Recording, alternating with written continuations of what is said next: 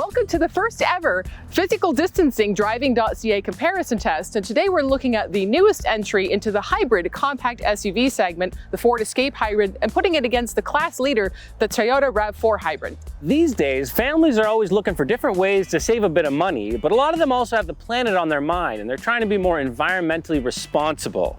So these hybrids have kind of a nice point where they're not too expensive like some of the plug-in hybrids, they're just conventional hybrids, but they also do save quite a bit of gas. But we're going to look at which one drives better and is more practical for a family, as well as just which one feels nicer and people would be happier with overall. Should we take him for a spin? Yeah, let's go. All right. Oh, physical distancing. You get in your own car. Right.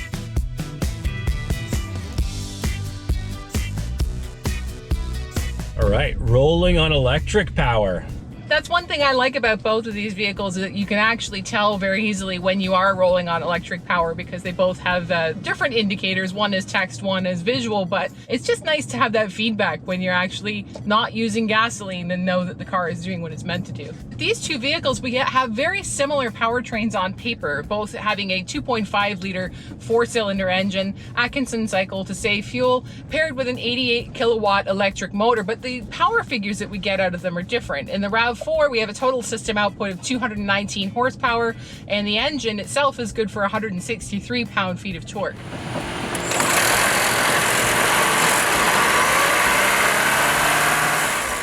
Yeah, the Escape only gets to about 200 horsepower, if I recall correctly. I think that's enough. I mean, these aren't big, huge vehicles. They're not sports cars.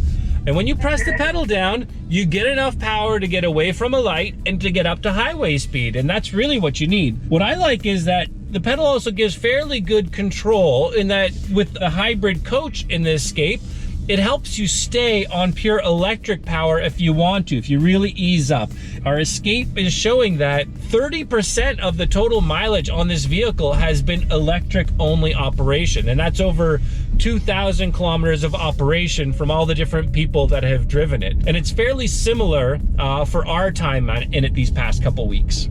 Yeah, we've been finding, with both of us having spent time in the vehicle, that we've had significantly better efficiency numbers in the Escape. What are we at right now? I think about 5.5 between the two of us in the Escape versus 6.4 in the RAV4. Both very good numbers for the segment, but the Escape is giving us a little bit of a better figure on fuel efficiency. Well, it is efficient. I definitely would rather be in the RAV4 for the driving experience. The steering is okay, but the suspension's a little difficult here in the Escape. It kind of crashes. You hear it a lot. It doesn't have great body control, and it's not that terribly comfortable. The 19-inch tires that are on that Escape look very nice, but it does actually allow a fair bit of road noise to transfer into the cabin, whereas we have 18 inches here on the RAV4. It is a bit quieter in the interior. Yeah, speaking of the interior, that's probably my biggest disappointment here in the Escape after the suspension.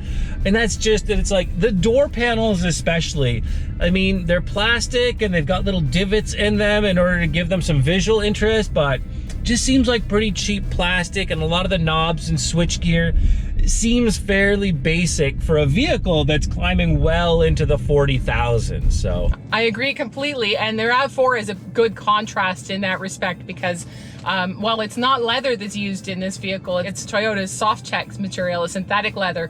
The stitching is proper, good quality stitching, and it's a nice blue that offsets the black nicely and is unique to the hybrid. So that is a nice benefit here. Yeah, that contrast stitching that you've got in the RAV4, it looks cool, and the material is quite nice. And that chair, the chair in the Escape, the driver and front passenger chairs are just fantastic in the RAV4. While here in the Escape, they're a little bit flatter, so they're wider, and they'd be probably more comfortable for larger people, but at the same time, there's just something really like nice about the chairs in the RAV4. They feel a bit sporty to go along with its little bit more power.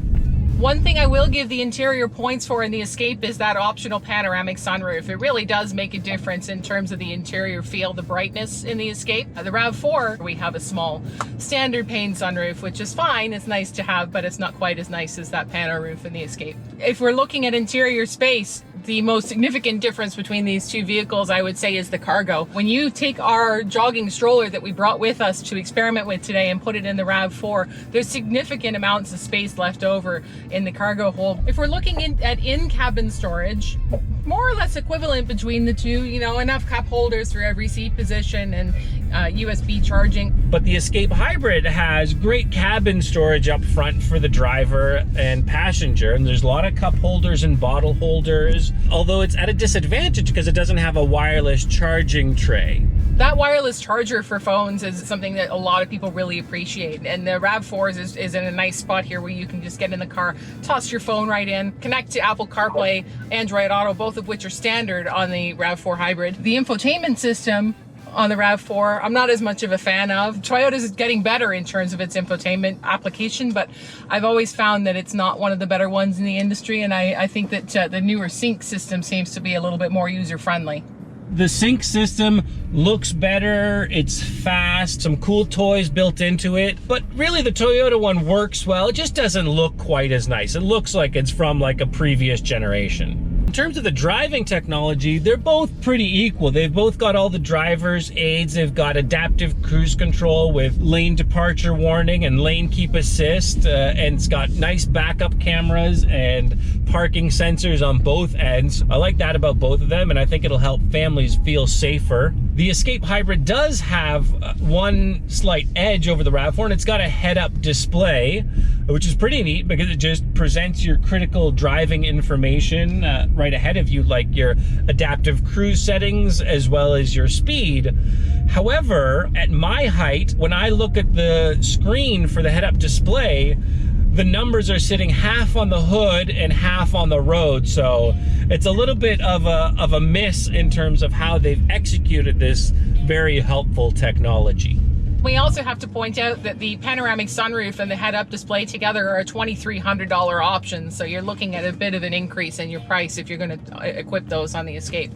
They both are right around the $43,000 mark before taxes, so that's something where a lot of times you used to see that the Fords would end up being priced way above the equivalent Toyota or other import brands. That's something where I think Ford has made good progress, and I'm impressed by that in terms of how they've been packaging and delivering value.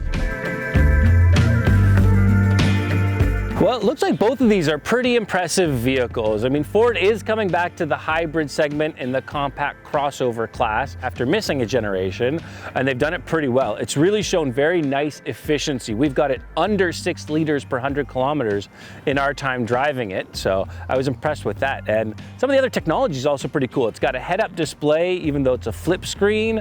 It's also got a huge panoramic sunroof, and Sync is really pretty great. It's a really nice touch screen. I'm not sure if the overall package is good enough because it misses on some quality points and it's a little bit tight compared to the RAV4. In the end, we're agreed that the RAV4 is the winner. The biggest point being on cargo space. There's significantly more room in the back of this. It would be enough to make a difference for practicality for the average family. We both agreed that the interior quality and the material and the build quality is excellent in the RAV4, and it really does make a difference in enjoyment. We also found the drive dynamics of the RAV4 to be superior. It's much more level over uneven roads, and the extra little bit of power in this class really does make a difference in getting off the line. That's usually enough to seal it for me if those seats weren't enough, because I love those seats and I'll always take a good pair of seats. Absolutely. For Driving.ca, I'm Stephanie Walcraft. And I'm Jonathan Yarconi. Don't forget to subscribe and follow us on Instagram, Twitter, and Facebook.